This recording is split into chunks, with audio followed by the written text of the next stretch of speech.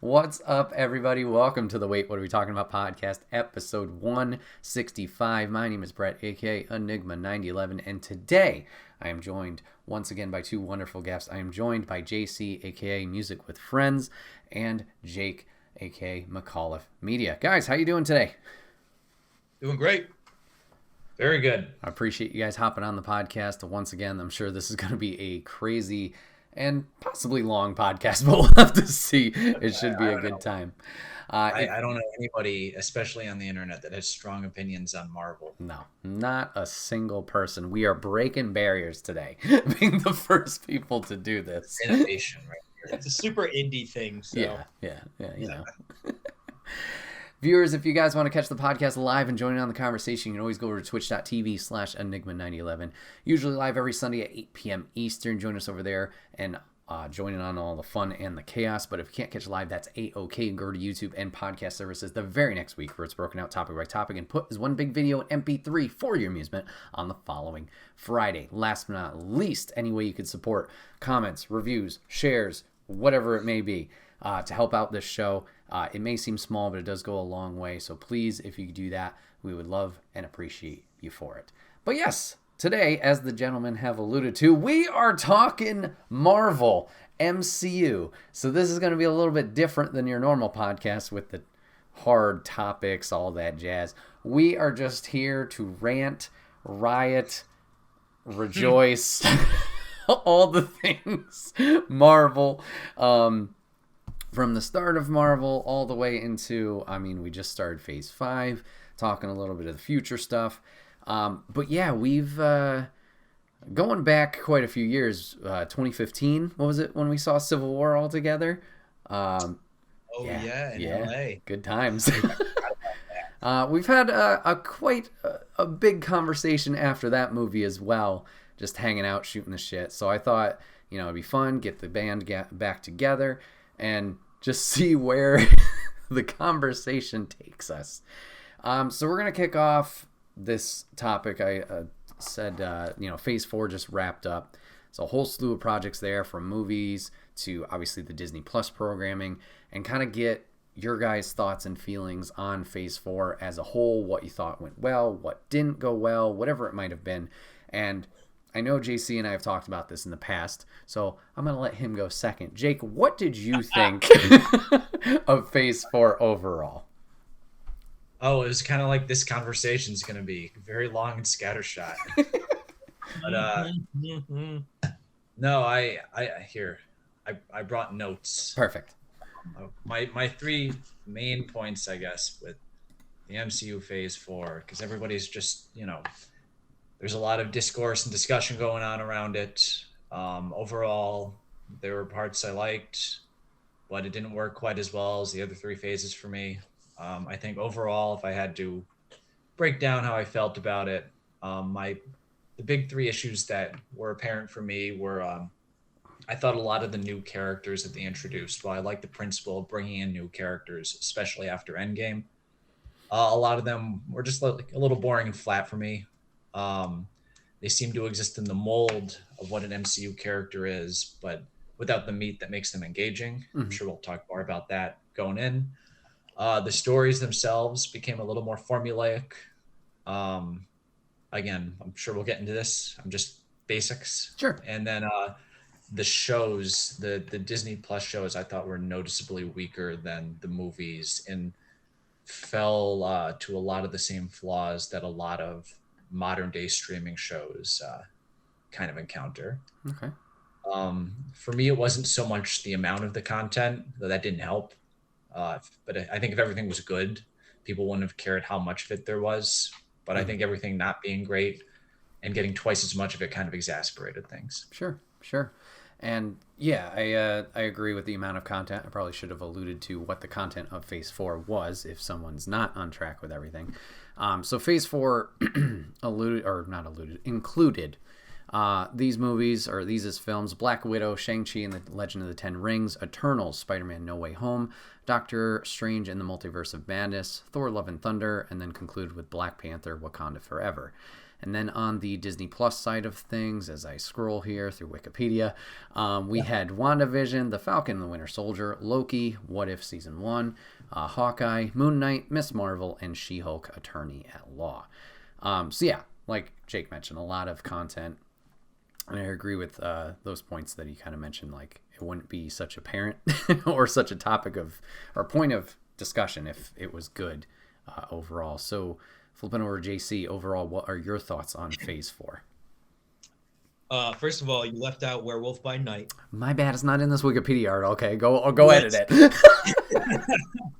No, I think the most notable thing about Phase 4 for me is it actually gave me a new least favorite MCU film. So I think that is probably the most I could say about Phase 4. Okay. As JC alluded to, there were 2 TV specials. If I continue to scroll down, there was Werewolf by Night and Guardians of the Galaxy Holiday Special, also included in Phase 4. So yeah, Phase 4 was definitely an interesting one. I feel personally there were some ups. I thought some characters were very interesting, and I thought a couple of the story points were also along that same point where it just kind of, like, week to week it felt more compelling, like where they were going.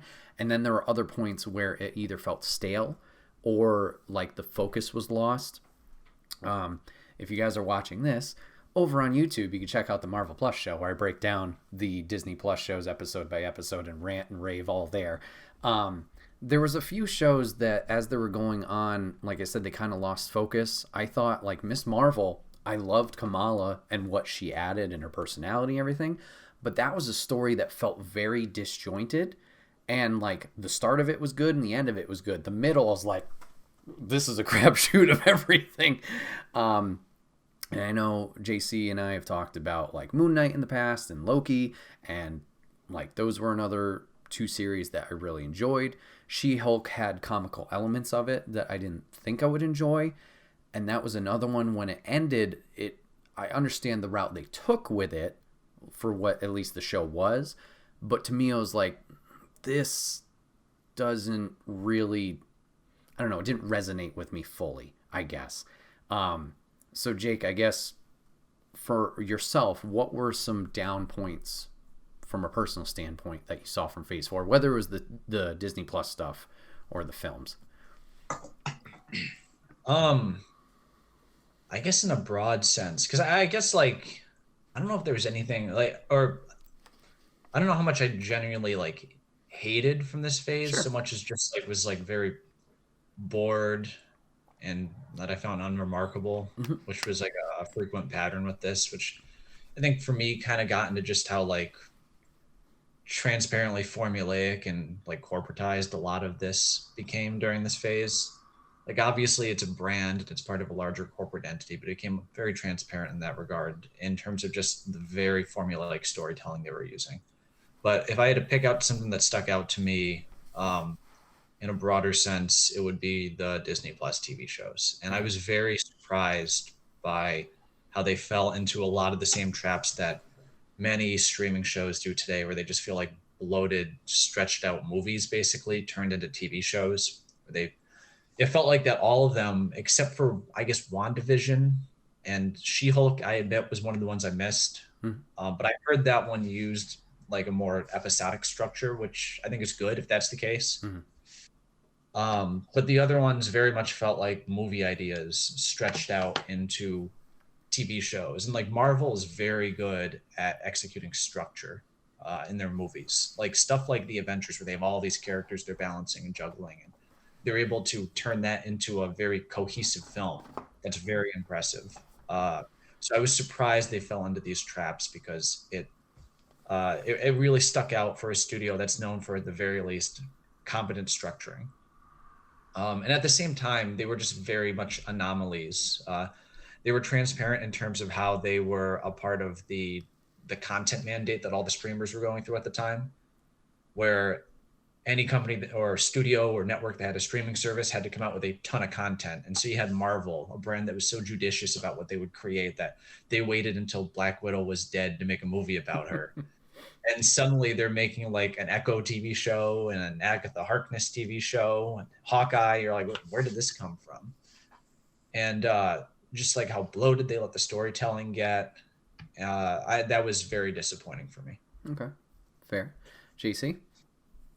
Yeah, no, I would actually, I mirror those sentiments almost exactly. I think what really stood out to me was it was really bad writing for the most part, which obviously comes with trying to speed the process along. But along with that was just, really poor performances and bad editing as well. So I feel like there was a lot of shortcomings all across the board. I don't think there was any one area I could specifically focus on as my least favorite.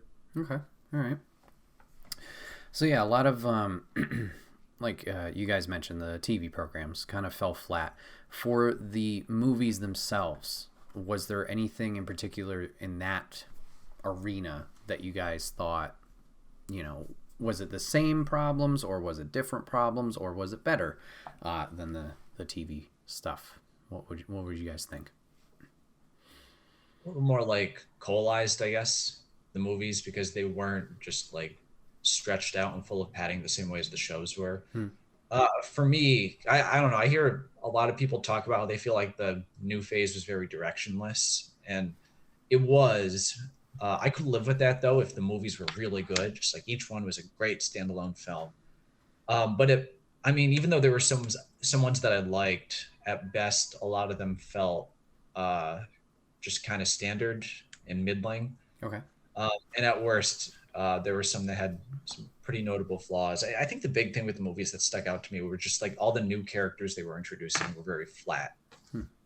What really made like the original Avengers work, for me at least, but I also think for mass audiences, were how connected they got to those original Avengers characters. And I basically think phases 1 through 3, like all around great. But I think even when you got into phase 3, those original Avenger characters were a notch above some of the other ones they brought in, who were still great.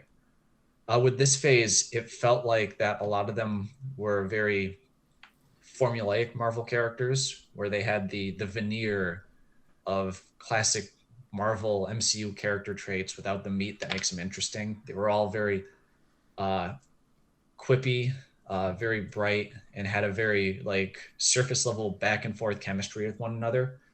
But it was missing the emotional core that makes that interesting in the first place. Okay. And sometimes it even felt contradictory in terms of the characterization they presented. Okay. JC? Again, I would say I completely agree with that. I would take it a step further too and say it wasn't only the new introduction of the characters that was weak, but I would say even the characters that we were familiar with and even enjoyed previously, I thought were just incredibly weak, poorly represented, sometimes even just completely going against their previous characterizations, and just not good showings for any of it. Interesting. Yeah, I thought with the movies it was it was kind of like a tale of two phases for me, where at the beginning, maybe just from my standpoint, like I was more interested, or I thought I had a more positive reaction coming out of the films. Like there was definitely certain things you could criticize or whatever, but like I felt an overall, like it wasn't the best, but I had a good time with it kind of feeling. And then when we got to the back half of phase 4, with two movies in particular, with Doctor Strange and Thor, I was like, I don't know what's going on. Like it was just like, once again, there were obviously elements taking out of it that I could be like, oh, that was good. But overall, I felt this weird, like, nope, like negativity towards it. And it was strange, just obviously because of the past work that we have seen with 1, 2, and 3 phases. And then even with the beginning of phase 4, how that was, I was just, it was off for me personally. I guess if we want to start getting into the nitty gritty ranty stuff, was there anything big, and this could be across any, of the movies or the TV series, that we want to kind of dig into and maybe rant on what wasn't the best in our opinion of what they showed? JC, you look like you got something loaded, or like a storm of brewing, so go right for it, good sir. I've already done it on this podcast, so I'm not going to do it again. But so what you said is really interesting, how like you came out of the movies thinking like, yeah, I had a good experience, whatever. And then towards the second half of the phase, it dropped.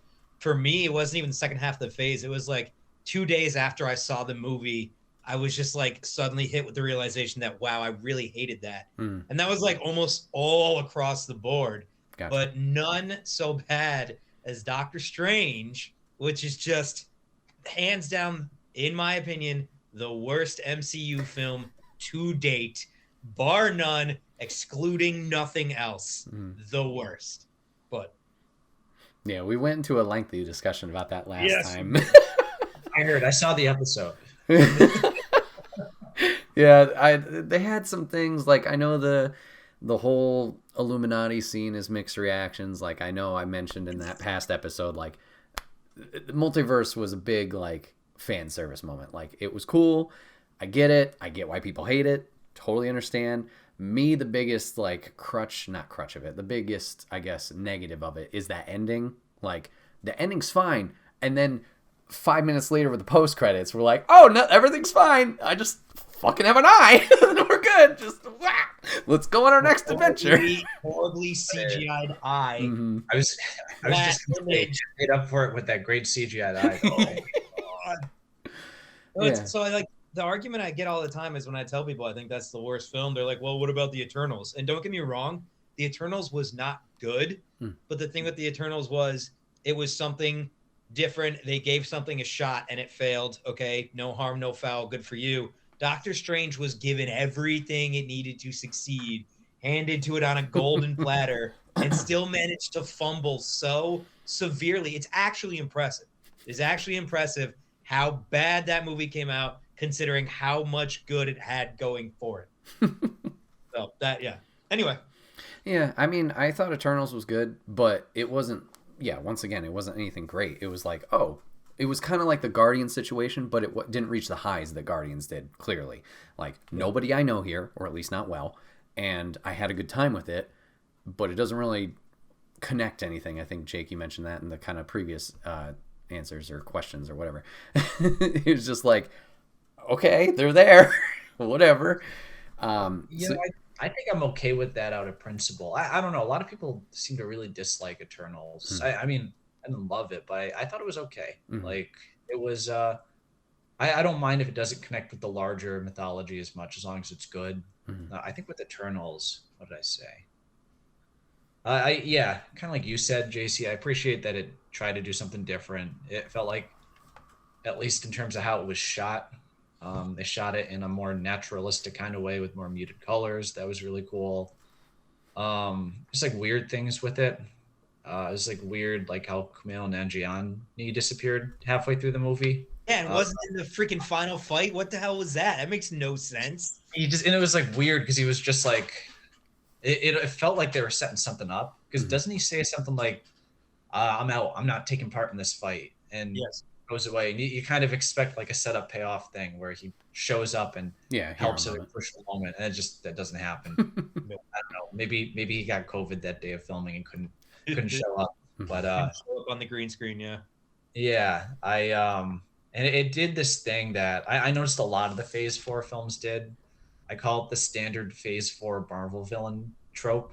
Okay. And this is different from like what people normally say about Marvel villains, but it's something I've really been thinking about after I watched Black Panther: Wakanda Forever. Was everyone criticized the Marvel villains for a while for being very flat and kind of boring and like phases like, I don't know, 1 and 2. And it's because those movies were more predicated around the heroes and their journey and everything, and just sort of embracing them, whereas the villains were more like obstacles versus being the point of the movie. And then they started picking up in Phase 3, and even then, like some of the older villains I thought were kind of underrated. I noticed there's like a new trend with Marvel villains, and I guess I'll call it the serious convicted leader. Okay. Like half the villains in Phase 4 were completely straightforward, serious, had no like real like quirk or characterization to them outside of they were convicted leaders that had to do the terrible thing. That was every like half the villains in Phase 4. Just going through it like through the list here. The villains in Falcon and the Winter Soldier, Eternals, that was the villain. Shang-Chi, that was what the Mandarin ended up being. That was what I felt Namor was in Black Panther: Wakanda Forever. And like that works in some cases. I'd say Thanos actually fits that pretty well, but that was a really well executed version of that. And there's also an irony to like a giant space alien that's like purple, like acting like that. It was like refreshing in a way. Nothing wrong with the principle of it, but they used it a lot, and I thought the villains ended up suffering because of it. And in a weird way, I would say like Agatha and the Green Goblin were probably my favorite villains of the phase, just because they had some real character to them. But Eternals had that problem for me. I thought it was interesting the twist where what was his name? Was the guy from Eternals, the Superman type guy? Shit. I know who you're talking about, but Yeah, he's Irish. Oh man, That guy from Game of Thrones. and he looks like the freaking Winter Soldier. They're the same actor. I swear to God. No, they're not. Yeah. They're identical. No. Yeah, Winter Soldier, the villain in Icarus. Eternals. Yeah, Icarus and Winter Soldier. You're telling me they don't look the same? Yeah, it was like kind of a cool twist, I thought, but ultimately it is that same type of villain. And the irony with Eternals in a broader sense was that even though it really had the sheen of doing something different and was trying to do something different to a certain extent, it still followed like that basic Marvel structure. Which Yes, one's they which? look- You tell me. Oh, brother. Not to downplay what Jake said. Everything Jake said, I completely agree with, actually. But anyway, although I do feel like we can't leave the Eternals without discussing the just beautifully shot, super tasteful, very artsy sex scene. The first one we've gotten in all of Marvel, and mwah, was it glorious and not at all awkward and not at all out of place and not at all just very strange to throw randomly into the movie. Not at all. Yeah, I mean, I guess it's better than being completely celibate, like phase 3. Phase 3, the romance in phase 3 is like going to a middle school dance. It's Jake, like, if you had watched She-Hulk, you would have learned a lot about all the sex things that happened amongst. I bet I would have. You know how you solve a problem is by making a meta joke about it. That's how you do it. Yes, that's called good writing. Good writing. One thing I do want to say about Eternals, though, was that Arishem and the Celestials looked a lot like Bionicles. Tie-in. Therefore, this raises my star rating like 8 points Nice. out of principle. So overall, I gave the Eternals an 11.5 out of 5 stars. Sweet. It seems completely valid and fair. Yes. I'll allow it. So speaking of positives, what either characters or moments, I guess we could even go there. What positives would you guys pull from Phase 4? If anything, I guess. I really like WandaVision a lot. That whole show I thought was pretty great. I mean, there's like a lot of little good moments, but just from a broad sense, I really like WandaVision. That was like a great start, because when that started, I was like, oh yeah, like Marvel's back. This is gonna be great. And then it kept going. Not WandaVision, the phase. What else? I liked seeing, the Raimi verse Spider-Man characters in No Way Home. That was great. I got the poster behind me. I got that. That's pretty much, that's what got me in the door. I guess if I could say something controversial, I thought Doctor Strange was adequate. I didn't love it, but I did like the third act where he turned into the zombie. I thought that the whole movie should have been that. Okay. The rest of it, it was all right. I really like Sam Raimi as a director. He's one of my favorite directors. And I was hoping for a little more out of that movie. But I appreciated the third act because it turned into like Evil Dead Light. And I like Werewolf by Night. That was a surprising standout for me. Okay. Yeah, Werewolf by Night was a lot of fun, actually. I highly recommend that one, Brett, if you haven't already seen it. Yeah, I'll have to catch up on that. So JC, what about you? Positives? I already talked about it. I won't talk about it again in too much detail, but I really just think Moon Knight all around really enjoyable. I love the visuals. I think all the performances were just like really, really good. I think in terms of the movies, Shang-Chi was probably my favorite of the phase. And again, in terms of like all of Marvel, it's really just kind of like a mid-tier thing. But I liked the characters. I like what they introduced. I thought there was a lot of good there. I liked Namor in Black Panther. I thought he had, I thought it was like a little weak at times, but I'm excited to see more of him. And you know what? Guilty pleasure. I enjoyed She-Hulk. I thought that was a lot of fun. I don't think it at all deserved the hate that it got online. Mm-hmm. So, yeah, it wasn't bad by any standards. My only negative was the ending. I was just like, what she did in the finale. It was just like, okay, look, nothing mattered. But no, I had a great time with that. That was a fun surprise, I guess. Yeah, it was very enjoyable. Very enjoyable. Yeah. I didn't get to She-Hulk. I'd like to check it out though, because I actually really like the She-Hulk comics. I saw some clips of She-Hulk on YouTube, and I thought it looked not great, but I'd like to give it a shot before I don't want to just criticize it without seeing it or anything. Sure, that's fair. Yeah, it was a good time. I'll agree with JC. Shang-Chi, however we're saying it. That was probably my standout. I really enjoyed that. Obviously, the action sequences there were fantastic. And then the conclusion, just going into that side of things in that world was great. I already talked about the Illuminati. It was a fun little, pop. I get it. But I'll never get like freaking out like, is that the X-Men theme? Like, I'll never forget that. And then the Spider-Man No Way Home, just the reunion of those guys, or the three of them, seeing them, and the whole on the statue was fantastic when they're like, okay, we can get this together, and the whole CG elements of them flipping and dipping around, but still really enjoyed that. WandaVision was fantastic. Moon Knight looked great. I enjoyed What If. It wasn't anything breaking the bank, but I enjoyed it.